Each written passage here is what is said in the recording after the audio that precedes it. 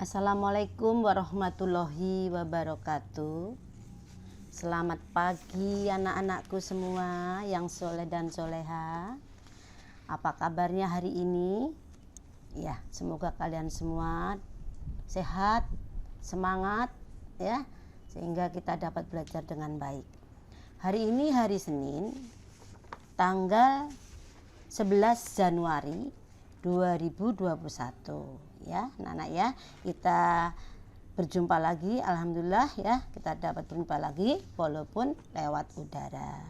Kita masih belajar seperti biasa, yaitu dengan pembelajaran jarak jauh.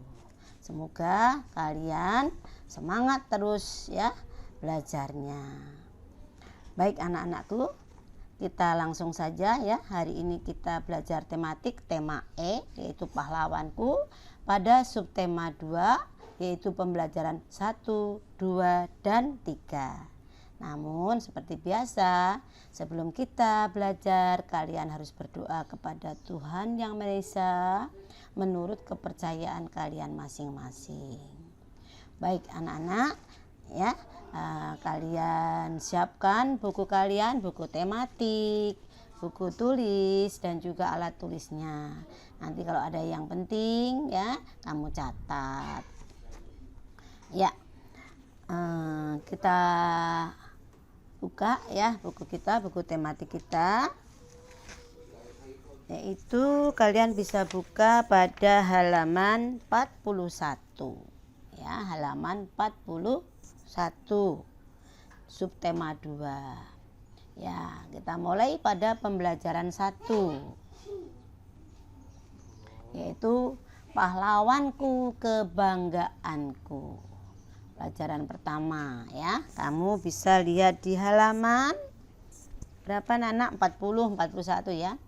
Ya, pahlawan tidak selalu seseorang yang gugur dalam membela bangsa dan negara. Pahlawan dapat juga berupa orang-orang yang membantu kita atau berjasa bagi kita semua ya. Jadi pahlawan itu bukan hanya berperang ya. Sekarang sudah tidak ada perang ya. Makanya yang disebut pahlawan semua orang ya, semua orang yang dapat membantu sesama. Kalian juga bisa ya menjadi seorang pahlawan. Baik. Nah, mencari informasi tentang peninggalan kerajaan Islam. Di situ di halaman 42 ya. Jadi buku ringkaskan ini. Mencari informasi tentang peninggalan kerajaan Islam. Nah, kalian disuruh carilah informasi tentang peninggalan bersejarah dari kerajaan yang dipimpin oleh Sultan Iskandar Muda dan Sultan Hasanuddin ya. Kedua-duanya ini adalah pahlawan nasional yang dulu berjuang demi kemerdekaan, melawan penjajah, melawan bangsa Belanda. Nah, ini semuanya adalah bercorak agama Islam ya. Sultan Iskandar Muda itu pahlawan dari Aceh, sedangkan Sultan Hasanuddin dari Makassar. Nah, Sultan Hasanuddin ini sering kita julukin sebagai ayam jantan dari timur ya. Yang dijuluki dengan ayam jantan dari timur itu adalah Sultan Hasanuddin dari Makassar. Kenapa dijulukin seperti itu? Karena keberaniannya melawan Belanda, melawan penjajahan demi bangsanya, demi masyarakat di Makassar. Jadi beliau berani melawan penjajah. Nah, informasi yang harus dicari meliputi, nah ini contohnya ya. Jadi mencari informasi peninggalan kerajaan Islam. Nah, misalnya satu, cerita di balik peninggalan sejarah tersebut. Nah, kamu cari ini ya, cerita di balik peninggalan sejarah tersebut. Nah, ini ya, kamu bisa mencari informasi selanjutnya dari baca ataupun langsung ke sana ya. Ini ada di halaman berapa ya Nana ya? Halaman 42. Nah, misalnya cerita di balik peninggalan sejarah tersebut. Nih, di sini ada contohnya nih anak-anak. Misalnya benteng ujung pandang dibangun oleh Raja Gua yang ke-10. Nih, kamu bisa baca halaman 42. Di dalamnya terdapat rumah panggung khas Goa, yaitu tempat tinggal raja dan keluarganya. Nah, ini kan informasi ya. Jadi dulu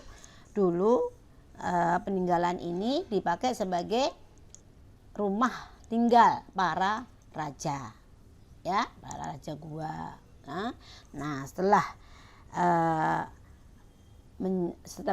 menjadi kekuasaan Belanda, nah ini di dalamnya waktu itu terdapat rumah panggung khas Goa, tempat tinggal raja dan keluarganya. Lalu setelah dikuasai Belanda, benteng tersebut dibangun dan ditata ulang ya, kemudian diubah namanya menjadi Fort Rotterdam ya. Untuk Belanda ini sudah dirubah seperti ini. Ini contohnya ya. Jadi informasi yang didapat dari cerita ini. Yang kedua, keadaan peninggalan sejarah saat itu. Bisa diceritakan keadaan dulu bagaimana keadaannya ya. Nah, tentunya mencari informasi, bisa cari langsung atau dari baca-baca dan sebagainya. Yang ketiga itu pengaruh peninggalan sejarah tersebut terhadap kehidupan masyarakat setempat saat ini. Nah, saat ini ya, pengaruhnya bagaimana peninggalan sejarah ini terhadap masyarakat saat ini. Nah, contohnya ini ya, misalnya ada peninggalan sejarah yang dijadikan tempat wisata sehingga mempengaruhi kehidupan ekonomi masyarakat setempat. Nah, banyak sekali ya anak-anak ya peninggalan bersejarah itu ya, bangunan-bangunan, candi, dan itu adalah termasuk peninggalan kerajaan zaman dulu ya. Kalian bisa mencari informasi, bisa datang langsung atau bisa baca dari buku-buku. Nah, kalau ini contohnya nih, ini ada Fort Rotterdam. Ini pada masa penjajahan Belanda digunakan sebagai tempat penampungan rempah-rempah. Karena tadi rempah-rempah itu adalah khas ya, Indonesia itu banyak menghasilkan rempah-rempah. Makanya bangsa Belanda ingin menguasai rempah-rempah yang ada di Indonesia.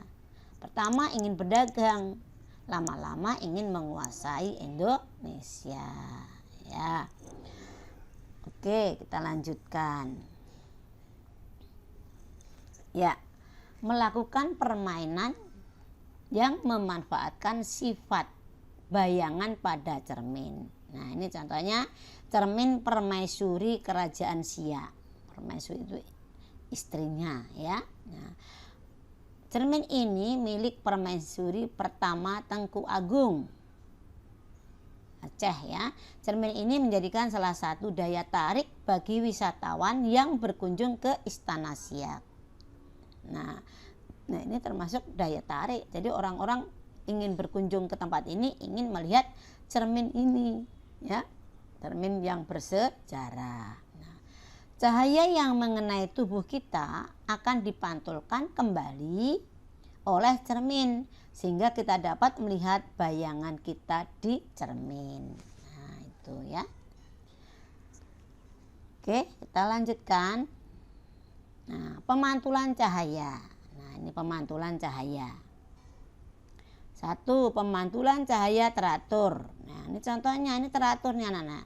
Karena apa? Ini contoh cermin datar. Cerminnya datar ya. Dan permukaannya bening. Air yang tenang ya.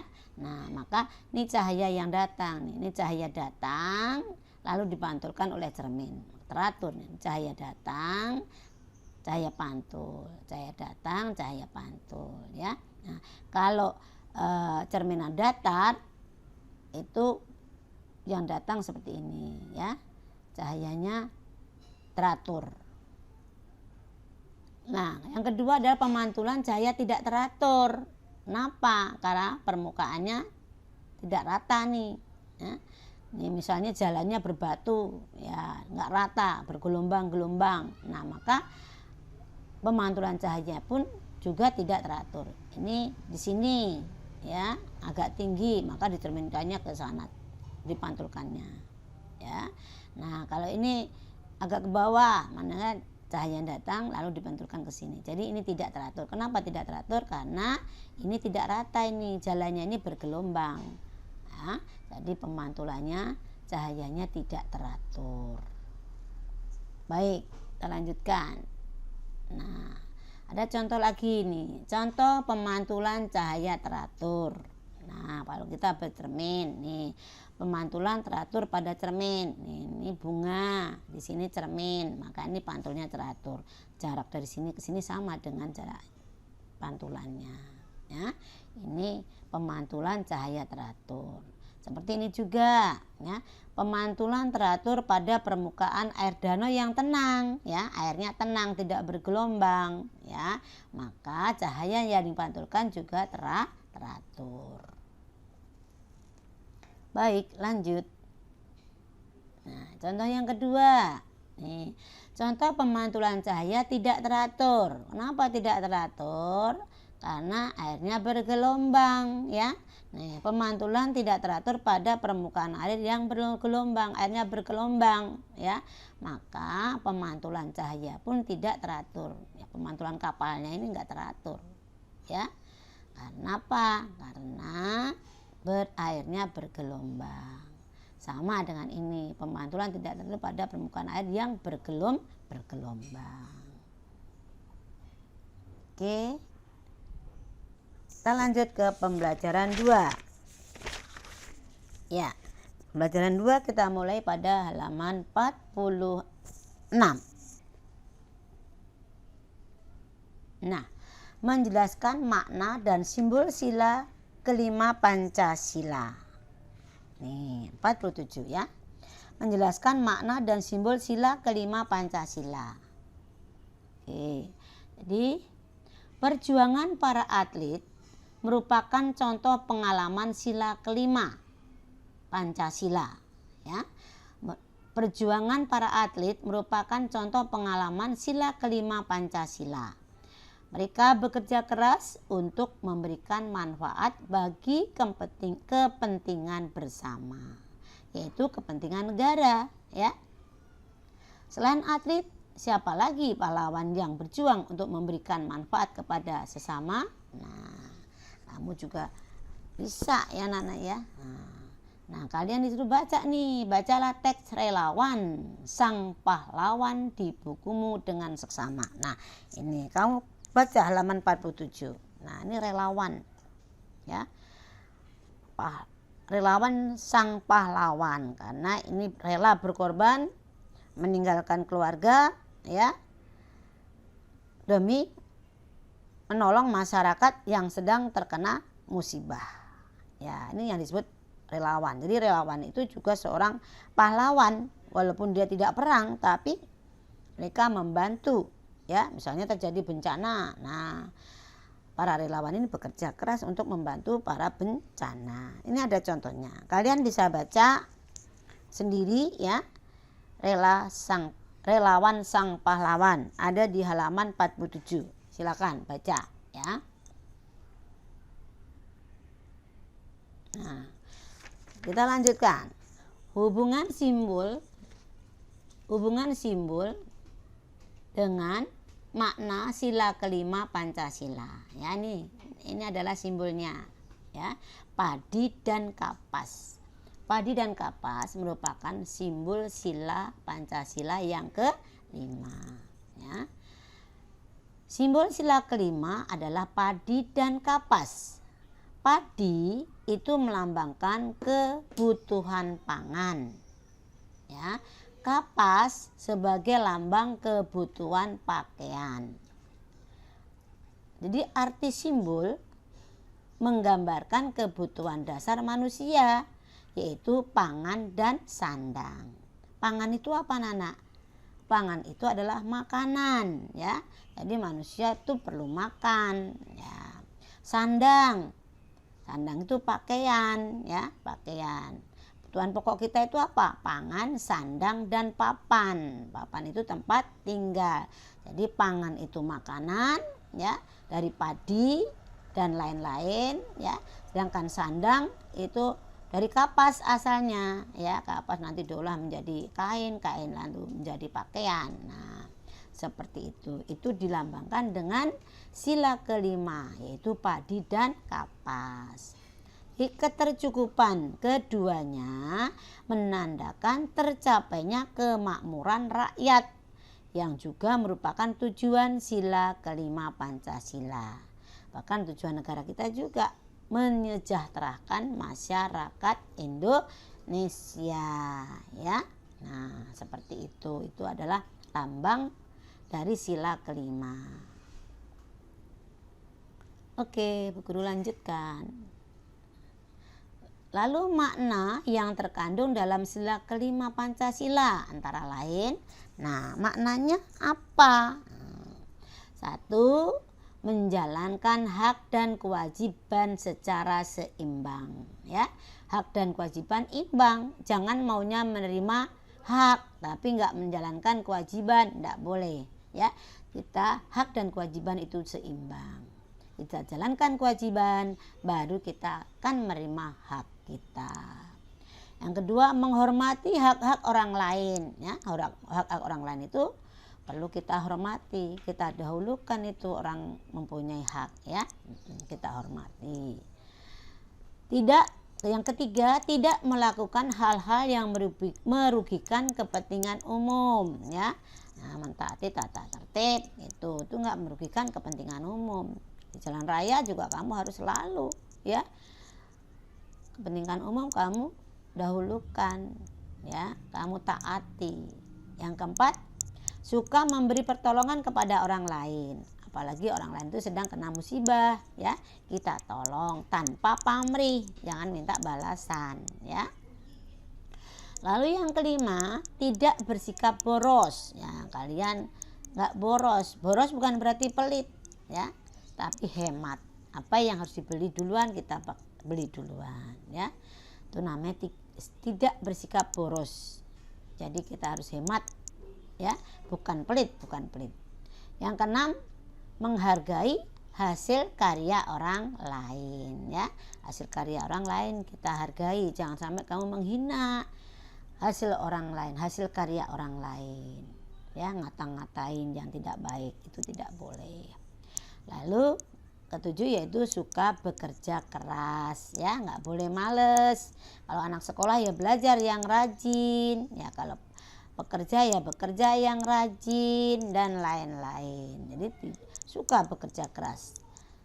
Yang kedelapan, menjunjung tinggi nilai kekeluargaan dan kebersamaan, maka akan bersatu padu. Nah, ini semuanya adalah maknanya yang terkandung dalam sila kelima Pancasila yang harus kita terapkan pada diri kita sehari-hari. Oke, baik. Nah, ini kita nyanyi nih anak-anak nih. Menyanyi maju tak gentar contohnya dengan tempo yang tepat ya.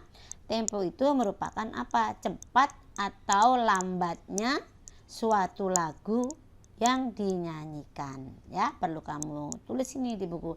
Tempo merupakan cepat atau lambatnya suatu lagu yang dinyanyikan ya. Jadi lagu itu ada yang cepat, ada yang lambat ya. Nah, kecepatan suatu lagu itu diukur oleh birama ya. Jadi harus tahu tempo itu apa, birama itu apa ya. Kalau birama adalah kecepatan suatu lagu, itu diukur dengan birama. Kalau tempo, cepat lambatnya suatu lagu yang dinyanyikan ya. Nanti kamu catat itu, diringkas lagi. Nah, lagu Maju Tak Gentar memiliki tempo marsia, artinya dinyanyikan dengan orang berbaris ya, dengan semangat. Gunakan tepuk tangan atau hentakan kaki sebagai patokan birama ya. Nah, dengan semangat ini lagu Tak Gentar. Oke, kita lanjutkan. Nah, mengatur tempo dengan ketukan. Perhatikan ketukan nada tersebut. Nah, ini ketukan notasi angka. Ini kan not angka ya anak-anak ya. Maka ada nada 1/2. ada nada 1 ketukan, ada nada 2 ketuk, ada nada 3 ketuk, ada nada 4 ketuk. Maksudnya apa ini ya? Ini setiap 1,5 ketuk. Ini berarti 1 birama nih anak-anak. Dari sini ke sini ini 1 birama ya. Ketuk 1 2 3. Ya. Nah, nilai 1 ketuk. Nah, ini biramanya di sini. Ini 1 ketuk. Ya. 1 birama 1 ketuk. Nada 2 ketuk ya. 2 ketuk 1 birama 2 ketukan. 1 2. Jadi ini apa si-nya ini panjang. Si. Nah, karena 2 ketukan. Ini juga la-nya panjang karena 2 ketukan. La 2 ketukan. Kalau ini nada 3 ketukan. 1 birama 3 ketukan. 1 2 3 ya. Si lebih panjang lagi. Ini juga la lebih panjang lagi karena 3 ketukan ya. Ini nada 4 ketukan. 1 birama 4 ketukan, panjang lagi ya. Si 1 2 3 4. Ini la juga la 1 2 3 4. Nah, jadi itu setiap birama kalau nada 2 ketuk berarti setiap birama 2 ketukan. Nada 3 ketuk 1 birama 3 ketukan. Nada 4 ketuk 1 birama 4 ketukan. Ini not angka. Ya, tandanya seperti ini. Nah, kalau ini notasi balok, not balok. Ini tandanya. Kalau ini 1 ketukan seperti ini, ya. Yang ada benderanya ini setengah ketukan. Kalau ini 2 ketukan dalam 1 birama, ya. Ini 4 ketukan. Ya, nanti kamu bisa belajar sendiri sama mama, ya, Nana ya. Baik, kita lanjutkan. Audio membaca ketukan pada not angka. Nih nanti ya. Nanti kamu bisa dengarkan ini ya. Nanti dikirim ya. Nada setengah itu bagaimana bunyinya, nada 1 ketuk bagaimana. Nanti kamu bisa mendengarkan sendiri. Oke, kita lanjutkan. Kita masuk ke pembelajaran 3. Yaitu pada halaman berapa Nana? Kita mulai pada halaman 53 ya. Nah, kamu lihat nih. Ya, gambar ini menyeberang anak-anak ya. Ibu-ibu takut nyebrang, maka diseberangin ini oleh anak yang soleha ya. Anak mau sekolah nyebrangin dulu. Ini juga pahlawan kecil ya, membantu ibu yang akan menyeberang jalan. Apalagi nenek-nenek yang takut menyeberang ya, itu perlu kita seberangkan ya Nana ya. Nah, jadi pahlawan adalah orang yang selalu merasa ringan dalam menolong orang lain ya. Menolong orang lain itu enggak ada minta upah, enggak, tanpa pamrih ya. Pahlawan juga lebih mementingkan kepentingan orang banyak dibanding kepentingan pribadi. Nah, oleh karena itu setiap orang bisa menjadi pahlawan ya, termasuk kita semua, termasuk kalian itu bisa menjadi pahlawan ya. Orang tua kita, teman kita, semuanya pahlawan. Sikap kita seperti pahlawan ya, suka menolong orang ya, tanpa pamrih, itu juga termasuk sikap pahlawan. Oke, kita lanjutkan. Nah, menggali informasi lagi nih berdasarkan hal yang sudah diketahui dari bacaan. Cut Nyahdin, pahlawan wanita dari Aceh ya. Nah, Cut Nyahdin itu adalah pahlawan wanita. Pahlawan wanita yang berjuang melawan penjajah ya. Cut Nyahdin adalah wanita bangsawan. Bangsawan itu keturunan raja ya. Beliau dilahirkan di Aceh pada tahun 1848 ya. Cut Nyahdin berjanji untuk melanjutkan perjuangan suaminya melawan penjajah Belanda. Suaminya Tengku Umar ya. Lalu Cut Nyahdin pernah diasingkan ke Sumedang. Sumedang itu mana? Sumedang, Jawa Barat ya. Karena Belanda takut Cut Nyahdin dapat mempengaruhi rakyat Aceh untuk tetap berjuang. Cut Nyahdin wafat pada tanggal 6 November 1908 di Sumedang. Cut Nyahdin kemudian diberi gelar pahlawan nasional. Nah, kamu bisa menggali informasi ini dari bacaan ya, dari buku sejarah dan sebagainya. Nah, sehingga kamu mendapatkan informasi ya. Jadi Cut Nyahdin itu siapa? Cut Nyahdin itu adalah pahlawan wanita dari Aceh ya, yang berjuang melawan penjajah melawan Belanda ya. Lalu beliau diasingkan kemana anak-anak? Sumedang. Kenapa diasingkan? Karena Belanda takut kalau Cut Nyahdin itu mempengaruhi rakyat Aceh ya, sampai wafat ya, yaitu tahun 1908 ya. Nah, oke, kita lanjutkan. Nah, untuk menghargai perjuangannya, tokoh Cut Nyahdin diabadikan dalam berbagai benda. Nah, misalnya ini apa Nana? Misalnya pada pecahan uang kertas 10.000, uang kertas kelas 10 ini Cut Nyahdin nih. Jadi kamu bisa lihat nih, cantik Cut Nyahdin itu ya. Nah, jadi nih pada pecahan uang kertas 10.000 tahun 1988 nih. Serta perangko juga ada gambarnya Cut Nyahdin ya.